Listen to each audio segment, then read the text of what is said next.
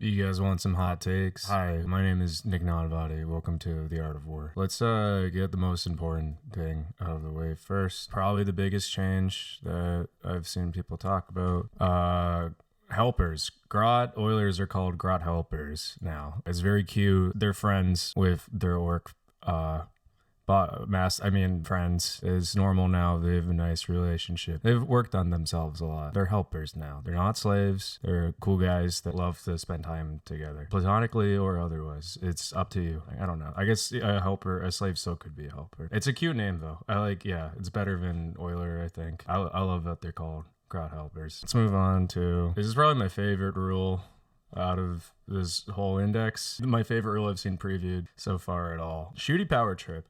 Every time this unit is selected to shoot, you can roll 1d6 on a 1 the nearest other friendly orcs unit within 12 inches. Fuck, good jump. Within 12 inches and visible to this unit suffers d3 mortal wounds. On a 2-up until the end of the phase, ranged weapons equipped by models in this unit have the ignores cover ability. Beautiful. All the power went to their head. The little trash can robots are more power than they could have possibly fathomed. You know what actually would have been even more power with the little trash can robots? That's not. I keep reading his profile and hoping that somehow he can be attached to keyword Gretchen units, not just units of Gretchen, but that's not true.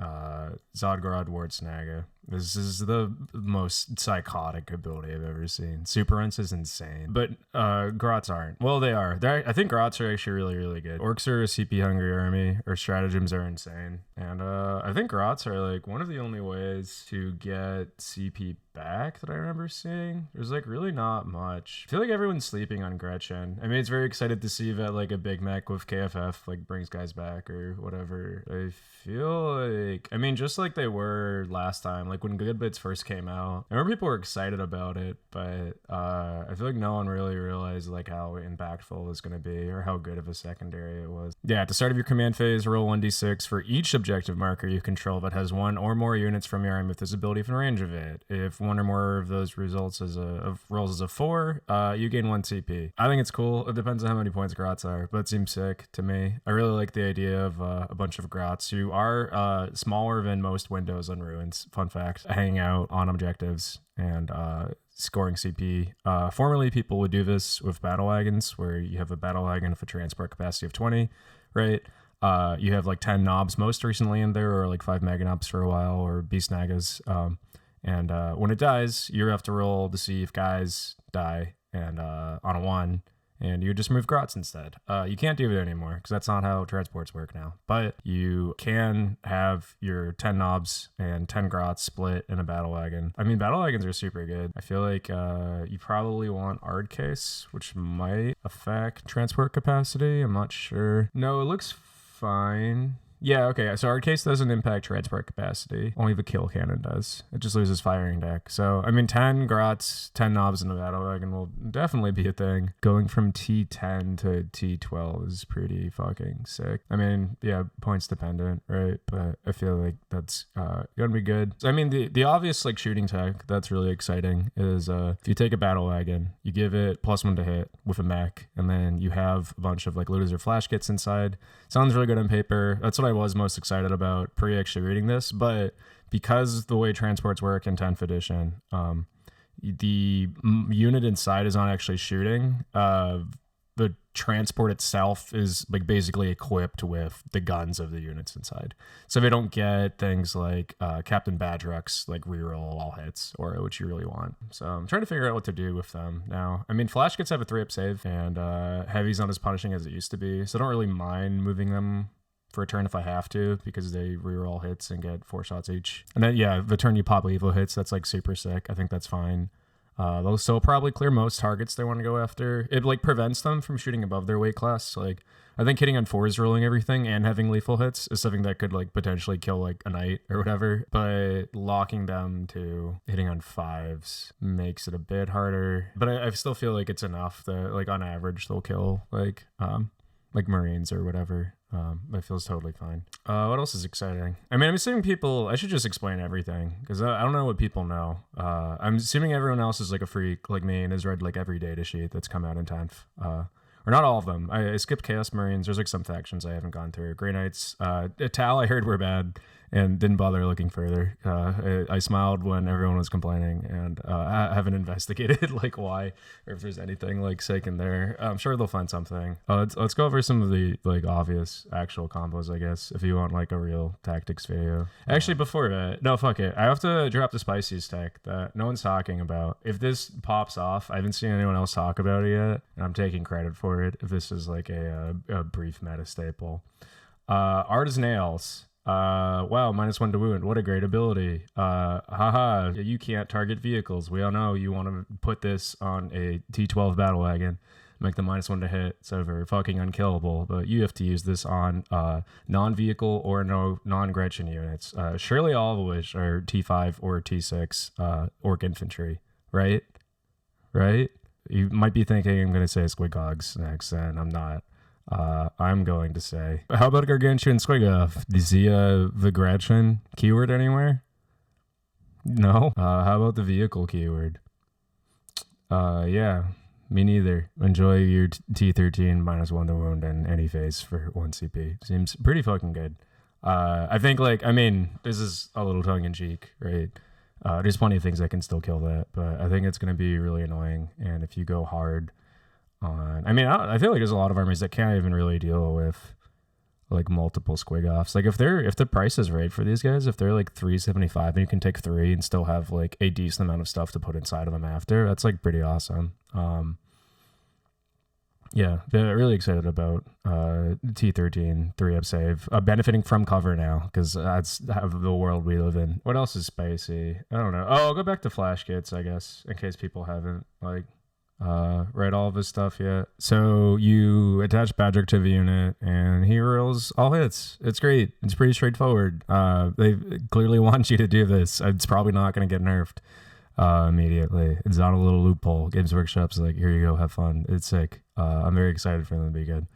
I'm assuming they're going to be priced relatively cheap. They're usually not that crazy expensive. I'm going to put money on 25 points a model, maybe 20.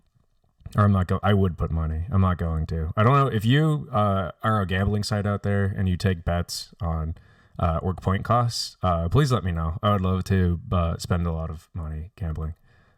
But I don't know of a site that supports that. If anyone wants to make a gambling site out there that allows this, then yeah, please contact me. I would love to gamble on work points. Sorry that you only have like 12 hours to do so. What else we got? Mob rule's fine. Other fun changes. Kareen. So if you're a 6 for Deadly Demise, you used to just move the vehicle 6 inches. Which is a bigger deal too now. If it was just move 6 inches and that vehicles can like move over other models, so you can't screen yourself in with like boys in the front and a vehicle here, or Grots probably, and then the vehicle dies and can't careen to a place it wants to go. It can just move over stuff now. But you get to make a full ass move now, which is crazy. Like if a Stompa explodes, I think he's got like, is it like 2d6 Deadly Demise? This is stupid. This is like not something you should like build around, but it's awesome. Where's our boy? Where's my son? Where is he? Here? Yeah. What's he got? Deadly Demise 2d6. Insane. Yeah. Enjoy your 10-inch move to 2d6 mortal wounds within 6. I think, yeah, Deadly Demise is just standardized now, right? Explosions are all just 6. Yeah. This didn't confirm that. I just said yeah because I remembered. The information's not listed. It's in the core rules. I'm gonna assume it's 6 inches for everyone.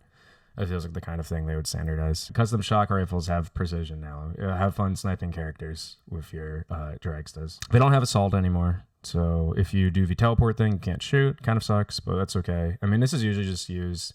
It would be fun to like jump somewhere and then like snipe a character, but I mean, this is like conventionally just used for like mission play anyways. Whenever I use them in 9th edition, that was always the best case. So other fun stuff, I don't see anything restricting a knob on Smash a Squig from taking Follow Me Lads. So it's going to be +2 to his move characteristic for 12. And then there's, oh no, here we go, Orc Infantry only. Whatever. Use this on Mega Boys or Mega Boys. So knobs.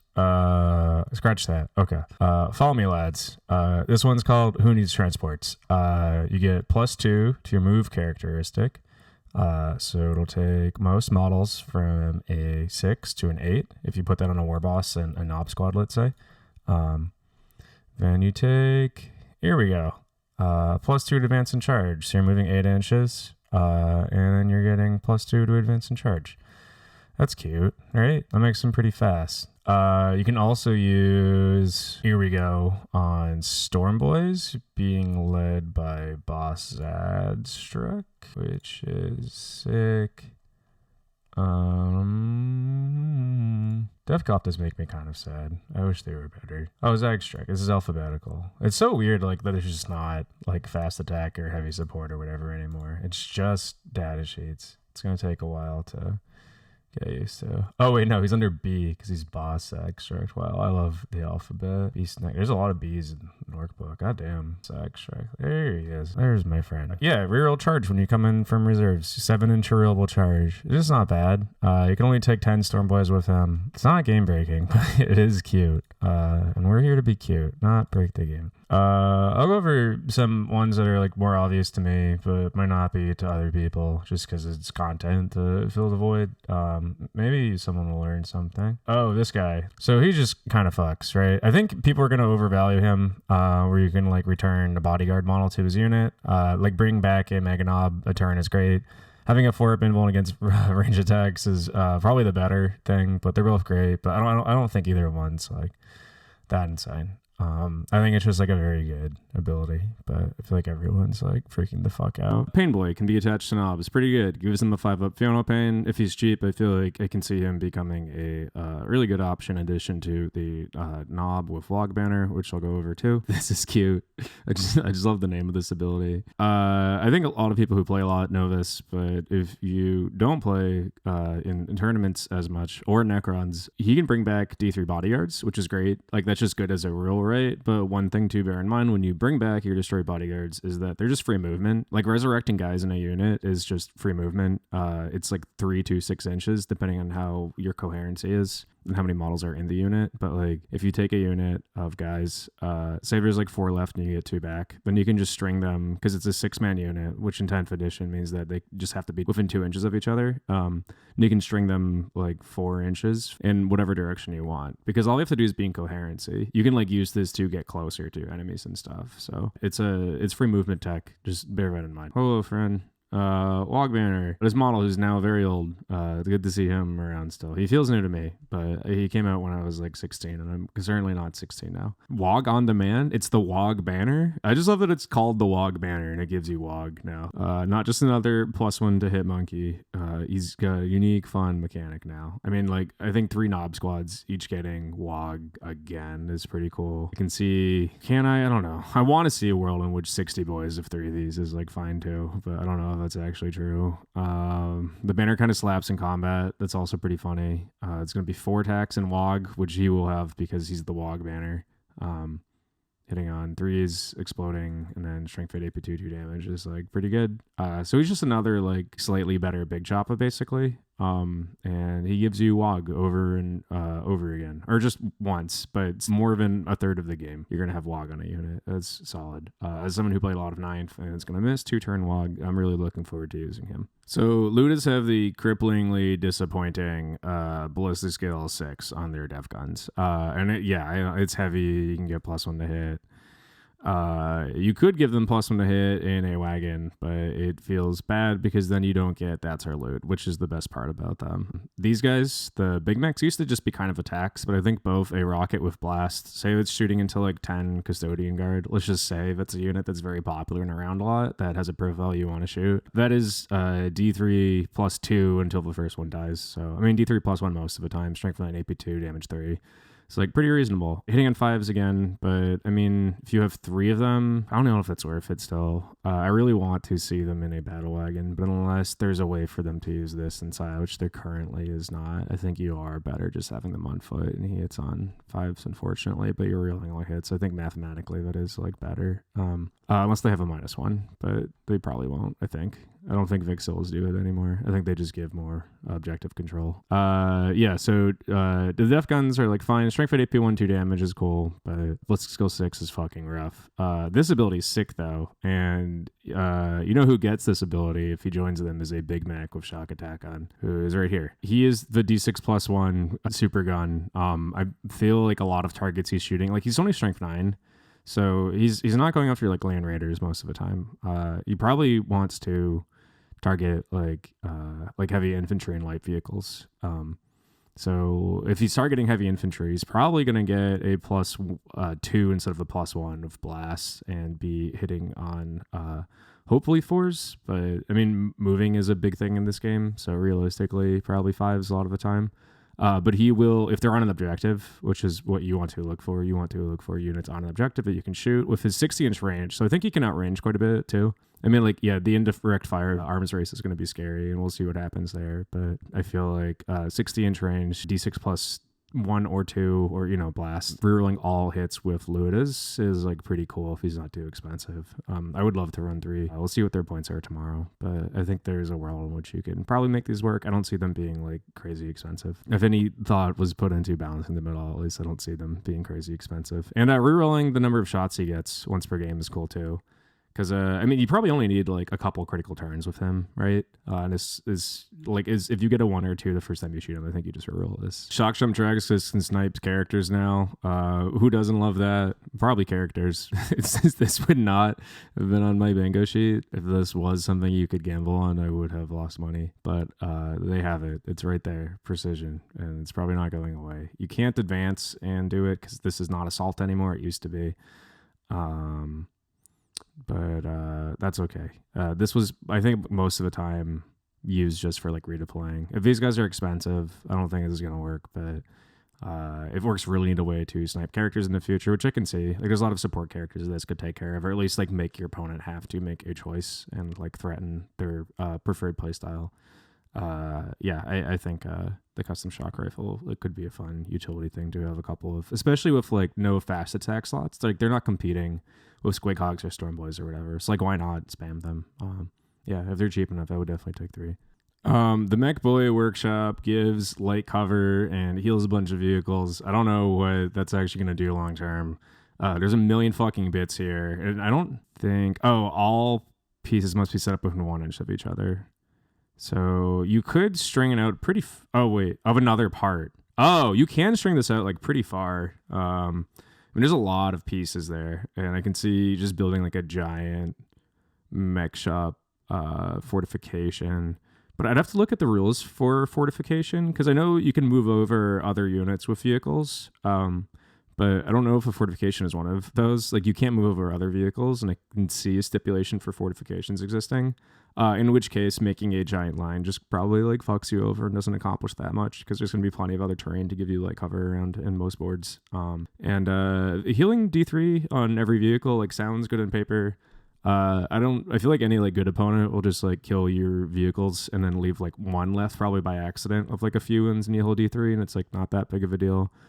Plus you're just like sitting relatively close to your deployment zone if you're healing D3 and it's like generally not where you want to be in a game of objectives. But where I can see this working is like a bunch of mech guns like hanging out. If you have 9 of them, that feels fine. Mostly because my favorite mech gun profile, I think it's the custom mega cannon. The one that has hazardous wounds, it's going to be hurting your own guys a lot. So like a cheap way to keep healing them feels cool. I wish it like actually gave the mech ability too. That would make it worth taking in my opinion. If like it just did what the mech did and gave +1 hit to a vehicle in addition to this stuff, I think that'll be worth it. But unless it's like cheap, I don't know if I'm actually gonna take this. But it's cute and worth pointing out. And when someone wins a major with 3, they can clip this and send it back to me and be like, fuck you, you were wrong. Big mechs with KFFs can join these guys too. So if you want something that I mean, they're a little more durable than Luda's, but I don't know if it's that durable still. It's better than him just being on his own. You can make him the leader of a squad of mech guns. So you probably take 3. Tractor cannons are cute. Anti-fly 2 up and devastating wounds means that if your target has fly, every wound does D6+1 mortals. It seems good, maybe. I don't know. I think custom mega cannons are like generally the better one. I think I would rather take them. I'm okay with a little hazardous. Maybe I do take a Mech Boy Workshop and heal them for D3 a turn. Either way, yeah. D6 shots and D6 damage with a shock attack on nearby. Ruling ones to hit because of the shock attack on the only unit he can like join that it actually helps. These guys reroll ones against like big units, but I don't think that's gonna be their target most of the time. Hitting on 4s, strength 12 AP2, D6 damage, and a shock attack on next to them feels like a solid like just backline artillery piece. These are big in 8th edition. I ran like I think got like 12 at the peak. I had so many mech guns, and they were good. You just had like 90 to 120 boys and shock attack guns and mech guns in the back, and it was solid. We'll have an answer to this in like 11 hours now, if twin kill saws are worth it or not. But presuming that maybe if they're like 5 more points than a power claw, I think this is a lot better than people are giving it credit for. It feels bad to see 2 attacks here, but you're going to 3 with log.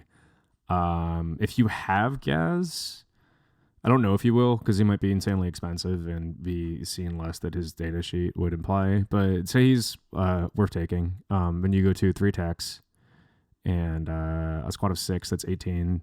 Hitting on 3s because of the +1. And then twin linked rolling to wound. If you could like really bungle your hero, and that feels bad. But I mean, like with strength 12, AP3 and 2 damage, twin linked, I feel like your conversion rate for wounds is probably about the same as if they had a 4th attack. So I don't think this is like as big of a deal as a lot of people think it is. If the points are bad, then yeah, that kind of sucks. But I mean, also log the devastating wounds thing, just getting them some like pocket mortals. On average, they probably won't get that many through, I guess, but still.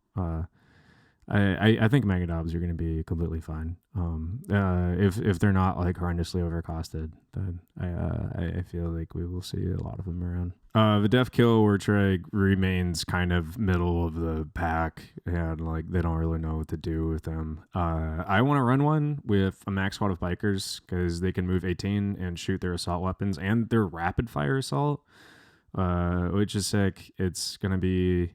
What is it only 3 it's probably 3 shots per guy, but twin link now.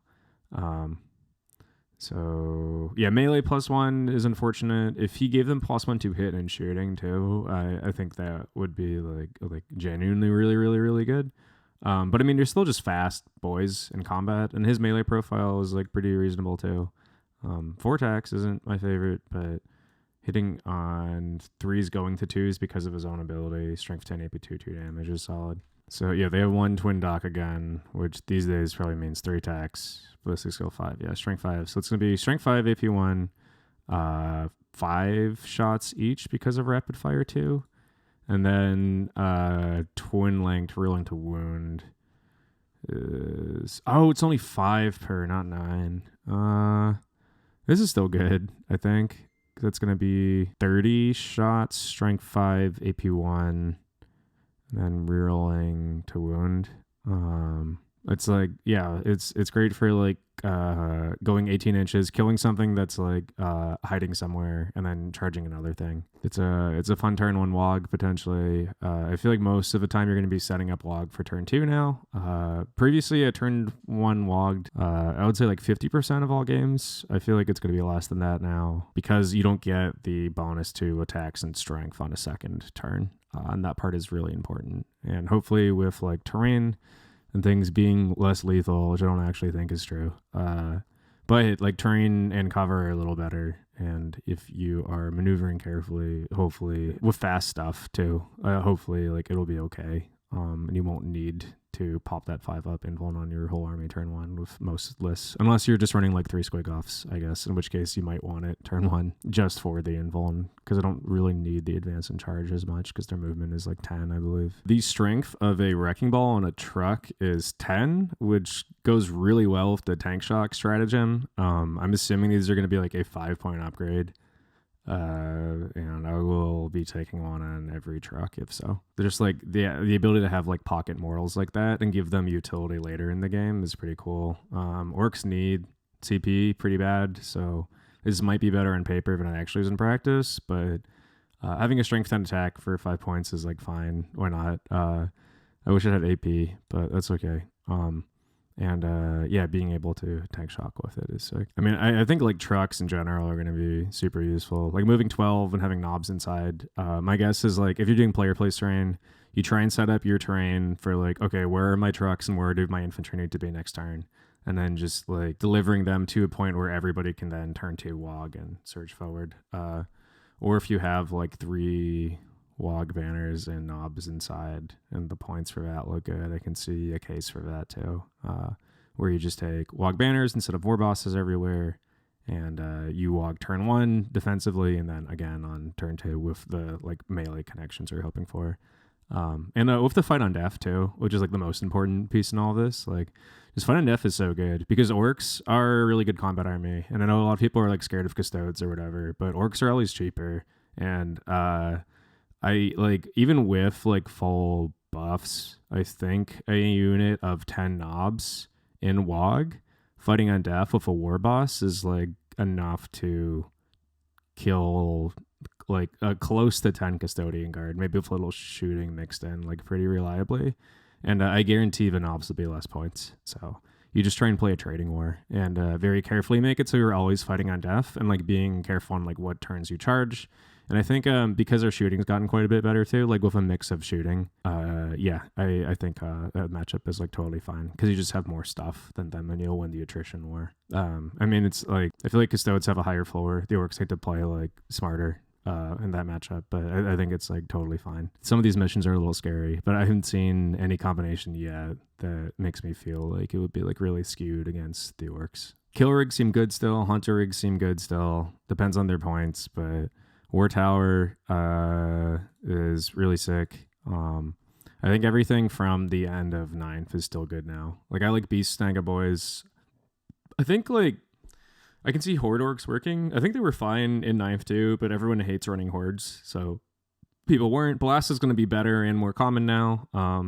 But even then, like I think that the main reason I don't want to do it is because I'm going to really miss the old charge rules. And if I can't tag every single vehicle and have them not shoot, I don't know if it appeals to me as much. Like that mechanically was like my favorite part of running that many models before, and like all of those cool like screening and combat trick stuff you could do. But I think they're going to be like relatively durable, and I'm assuming they'll be cheap too. And without like having detachments to bog down your plan, just like MSU Horde feels pretty fine with a lot of characters.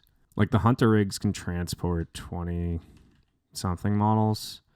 They could transport 20 in 9th too, which is something I think most people forget. Just because it looks the same as a kill rig and it doesn't really make sense. It transports more, but they're just trying to give them like some reason to take them because the War Tower is like so good, and it still seems very good. But yeah, I mean, if Hunter rigs are cheap enough, I think like them and then like 60 Beast Snaggas inside could be sick in like a like highly mechanized transport army that has a bunch of like shooting vehicle threats too that can deal with stuff. And then once those threats to the models inside are mostly dealt with, then you disembark, and then maybe you don't even need WOG at that point because you're so close. But like losing the extra attack and strength is rough for the second turn. The planes are bad, and that makes me feel sad because I have 4 planes back there I really like and was excited to use again once I saw that you aren't limited to 2 aircraft anymore. But I guess the reason why is because they made them suck. Wazlons have a 4-up save, feels fine. They have the grenade strat, so you can do mortals with them, but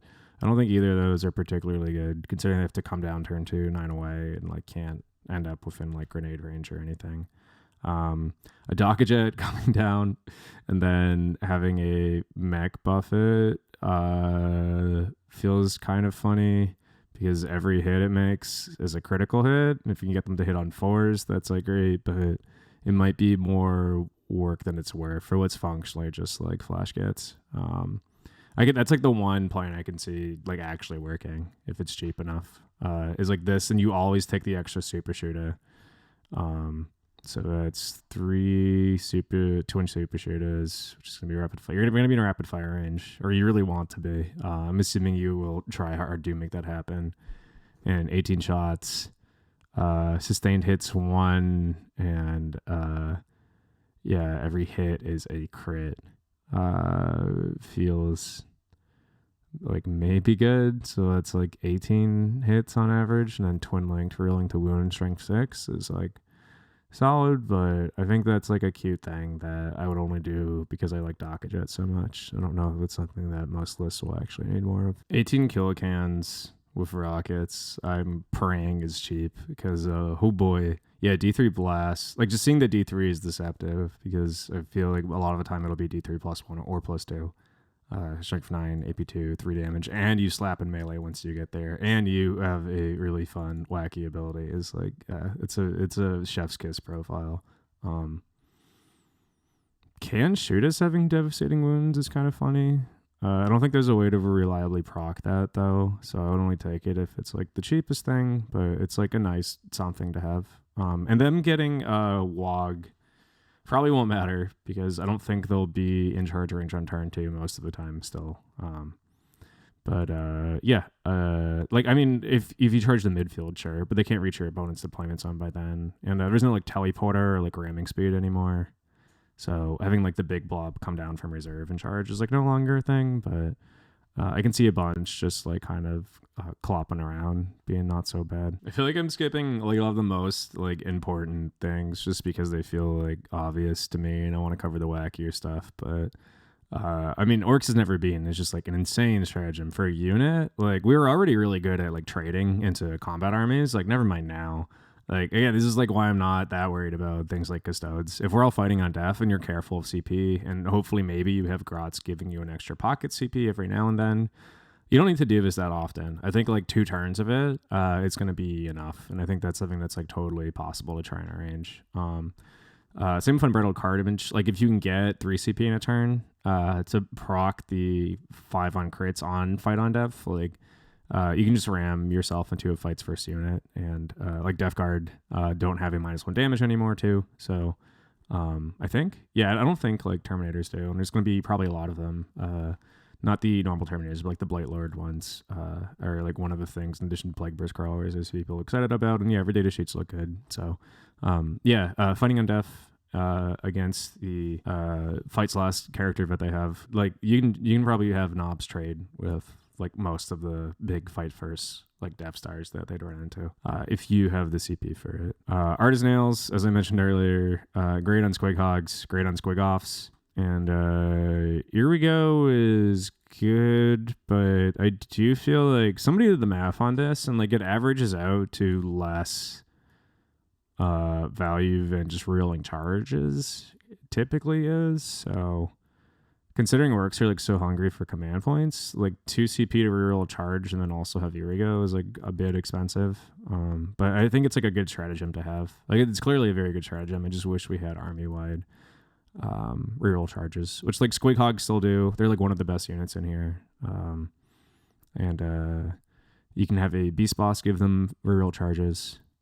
So there's like access to it, but you can't just have it for like every unit whenever you want. Same with Storm Boys, but like only in that one turn. Their ability to advance and charge whenever though is really sick. Anyways, thanks for hanging out. I'm gonna do more of these once we have points tomorrow and over the next few weeks, just for like list building as I play and find stuff that I feel like is working for me.